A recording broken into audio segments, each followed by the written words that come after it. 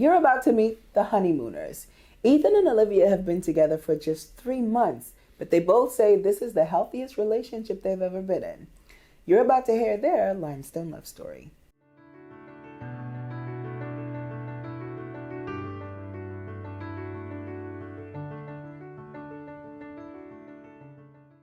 First time. Oh man. That was years ago, because we actually met, this was like grade 10, grade 11, but we met in a dance class because I dance. And I think he was really just doing it because he had friends, from his school. They were doing it and they asked him to come and join. And so when I'm in dance class, though, I'm very focused because that is my job. I was training at the time, so I was like, okay, I want to do this as a career. And so didn't really focus on anybody else. But I mean, at the time, I was like, oh, he's cool, he's cute, little redhead, So I was like, yeah, but wasn't really paying attention to any outside factors, I should say. She was honestly just another girl in a dance class. It was a couple months ago since I graduated, moved back home since COVID and everything. Got on Tinder because I was bored at the time, just looking for somebody to talk to since it was lockdown, I'm pretty sure, like a lockdown weekend. Found him on there and I was like, oh, this is funny, like let me just swipe since we knew each other, and we matched. And it was kind of a surprise to me that we matched just because I didn't know he had interest in me. We started talking and just seeing where it went from the first date, which was pretty nice. So yeah, from then. Her energy was she didn't really care what other people thought. She just was doing her thing, being herself. And that intrigued me. So you guys are a new couple. Like, you have been together for how long? 3 months. Yeah, tomorrow. It's like the probationary period, isn't this? I'm going to say that this show is your confirmation, your confirmation interview. Yeah.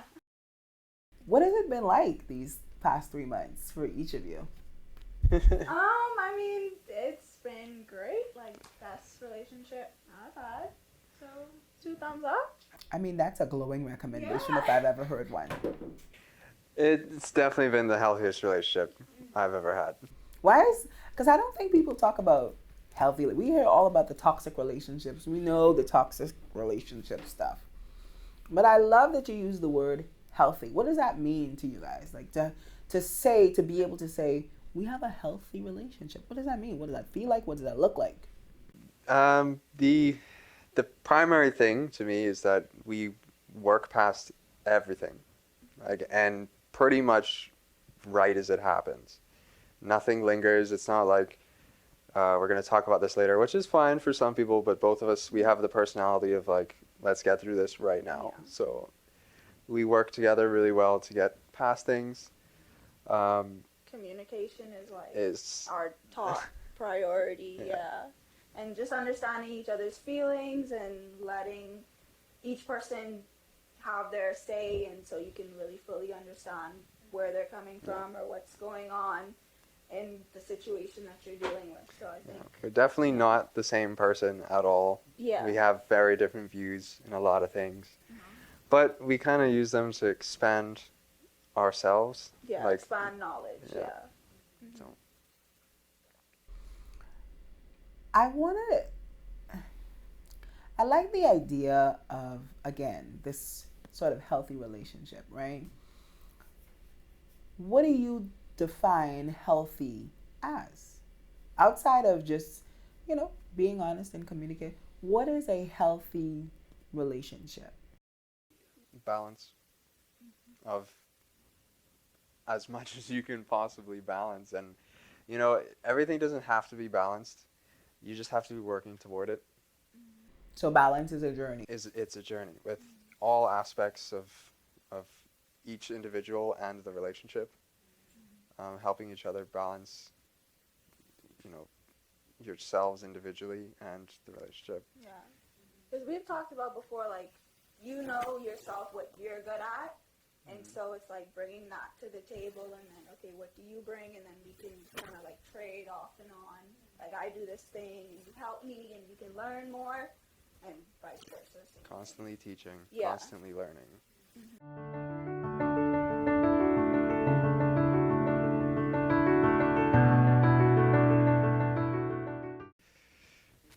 Me. I did.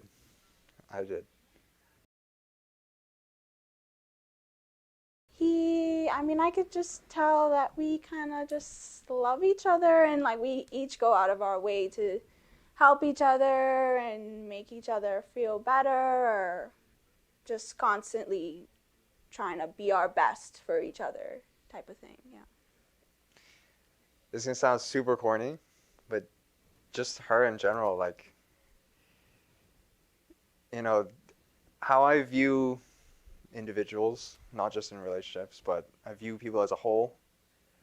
And when there's something I maybe don't like, I try to understand and see her perspective. And I don't see parts of, oh, I like this, I don't like this. I would say this is the first like relationship or person that I've been with and we've had such a great level of communication and understanding with each other. So, and he's very sweet and he's always wanting to do things for me and kind of show me off and always complimenting me. And so, yeah.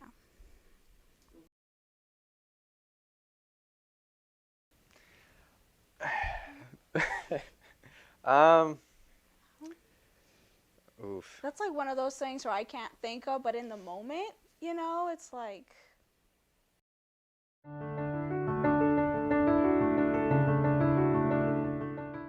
You guys are still in the low-key honeymoon phase, right? This is still a very new thing. What are you anticipating? I don't know. I don't want to. I don't even want to put that into the universe on your mom and then be like, because it's when you're in this phase, you sort of have you have the rose-colored glasses on, and it's a beautiful thing, and everything about the person is wonderful, and then one day you're gonna wake up and be like, this human is on my nerve. The last one I got. So like, how do you plan to deal with those feelings? Because I'm sure it's expected. Actually, we kind of dealt with that really early on. We we together. I think I may have started it, but we made the decision to be as open as possible and like, this is everything that has gone wrong with my relationships. This is how it's affected me, and these are the things I'm working on. These are the things you can expect when this happens. It's because of this, and like, we kind of laid everything out, and we spent probably like 2 or 3 weeks just like talking about things from the past and how to get through them. Are there any non-negotiables for either of you? Like, what is in terms of your relationship? Like, what is a non-negotiable for Ethan, and what is a non-negotiable for Olivia? Like, what is the thing that you say, okay, no, I'm not doing this. Period. It's your non-negotiable. I think the primary thing is using trying to turn my boundaries into like claiming that they're toxic when they're just boundaries, and like, anyone's allowed to have boundaries, but then saying you're limiting me from being a certain way when like I never said you can't. It's just like, you know, how I see it is I want to know who the person is, and if I don't like it, it's my decision to stay or not. It's not like me trying to change someone, but like, I've dealt with it where, you know, people try to turn boundaries into, like, they use them as manipulation. Let's talk about relationship boundaries, because a lot of times, like, you know, I've heard people refer to themselves as an us, and, you know, so how do you manage your boundaries as an individual and also be an us in the world? Like, how does that work? Um, I feel like it's easy to get wrapped up, like in, of course, especially if it's the first couple months, like you're excited about it, and so you want to be with them all the time, but then you still got to focus on, okay, I have these goals, I want to do these things, and if I don't have the right amount of time to focus, then I'm not going to get there. So I guess just realizing your goals as an individual, and then you can still have goals for you as a pair, but keeping your focus individually on those two separate groups. Now I'm interested in intentional boundary crossing as opposed to accidental boundary crossings, because we human. You don't always intend to offend, but it happens. So in those moments, you know, how do you give each other grace and space to just, you know, acknowledge and then try to move on? Like, how do you do that? Because the people need the tips. By the people, I mean me. Yeah. I mean,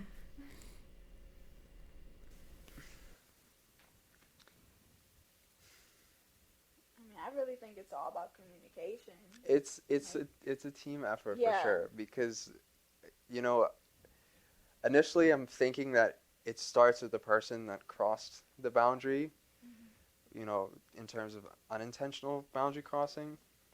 Intentional is different, like that shouldn't happen in general, like anyway. um, with unintentional boundary crossing, like surface level, it seems like it starts with the person that did it, but I don't necessarily believe that. I feel the person that's like feeling the emotion needs to like present why they feel a certain way properly and in a non attacking way. Exactly. So creating a space of like you're allowed to explain yourself, and it's not going to be bad. It's not going to be like I'm going to start a fight or so. Do you think that that's difficult to do? You get to the point to be non-combative. I mean, like after you feel like a boundary has been crossed, is that a difficult thing to do? Extremely. It's extremely difficult. You get wrapped up in the emotions of what just happened, but it takes a lot to. I don't want to say a lot, but you should just kind of step back from the situation, I'd say. I think just realizing that this person you've chosen to be with is your teammate, and like they're a part of you. Like they're their own person, you're your own person, but like they're the person that's gonna see more of you than anyone else, and might even have like a second opinion on things you feel about yourself that might even be more accurate. So being willing to listen and willing to understand and try to understand, even if they're, trying to explain something about you, you gotta be willing to listen. Because you hope that they just have your best interests. Exactly. Yeah. Because we're so used to like, being competitive in like the workspace or in like, activities growing up is, like who's the best at this, or it's just life is just like that. And you gotta eliminate that from a relationship. I find that to be an interesting concept, eliminating the competition. Do you think couples are maneuvering through the world in competition with each other? Yes. Why is that? I think again it's because the world around them is like that. And people are anticipating things going wrong, and they kind of want to have a step ahead if things do go wrong. So they set themselves up and set the relationship up in a way to where if things go wrong, they're not going to look like the stupid one or the, whatever people. They presume people that they. What labels get put on people after a breakup or they were like, people are constantly preparing for the end or something bad to happen. I actually think that's a very insightful comment. People are always preparing for the bad. If there was something that you would want to say to new couples or just, or single people or whatever, what would that be? What would be the Ethan and Olivia advice? For me, cause okay, for me it felt like it took a long time to finally meet somebody who I was on the same page with and communicated well. Cause I've had past experiences that are just like, so just if it's not working out, just wait, take your time. I know the stereotypical thing is to like, oh, focus on yourself, but like, don't do that in a way where you're still frustrated at the situation. Just like, let it go. It's okay. What's good will come to me. Like, what I deserve will come to me. Yeah. It's like all of it starts with self-love. Yeah. Because like, if you don't love yourself, you're going to just set yourself up in a way to where you're not going to attract something you actually want. So be what you want to attract. It's funny. Like I just noticed this about. It happened in a TV show, but anyway, there was someone who had a messy room, and I was like, what if they just have to clean their room? And like that perspective of like, I can invite someone here and be comfortable because I know that it's clean. It makes them more able to like ask someone out, or like because they know that they themselves, like they love themselves, they love the space they're in, like they have a sanctuary. Just take care of yourself and see what comes. Moral of the story: clean your room because then you can have company, and company could become bae. Exactly. You learn that here. I feel like that's a word. Yeah. Clean your room.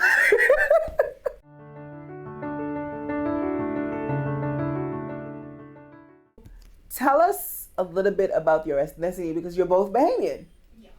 Yeah. So tell us, how you became to be the redheaded man on Olivia's arm. Well, pretty much my mom's genes said to my dad's genes that you get no say in this. Yeah, I look entirely like my mom's side of the family. Yeah. I look nothing like my dad. My dad's actually not even white. Really? And the hair kind of is a mixture of the two. Like the color from my mom for sure. Dad and mom's texture, but that's about it.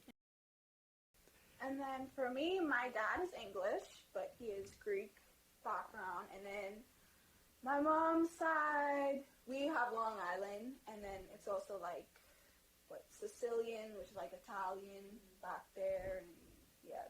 How does that how do people perceive you guys when because I feel like if I saw you, I'm like, oh, they're a cute visiting couple. Yeah. I mean, you can keep it 100. Like, I would be like, I wonder where they're from. Yeah. So how do people generally perceive you guys when you go out into the world together? Yeah.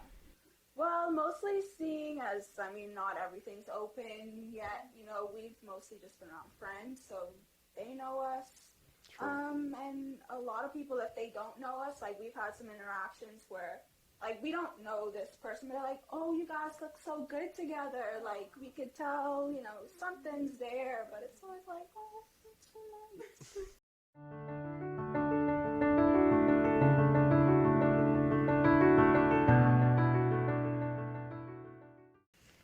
I'm the neat freak. I wouldn't say she's a slob. She's pretty good at keeping her mess, contained. Who cooks better? She does. I want to say we're equal in that. We're always trying to clean up after each other, so.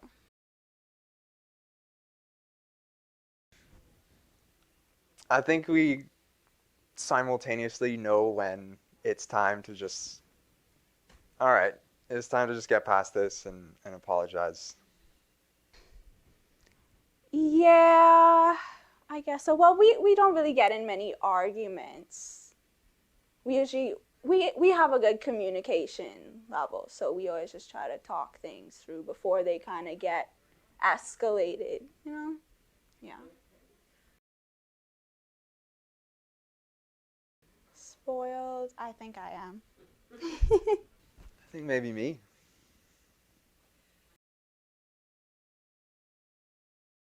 Temper? Temper.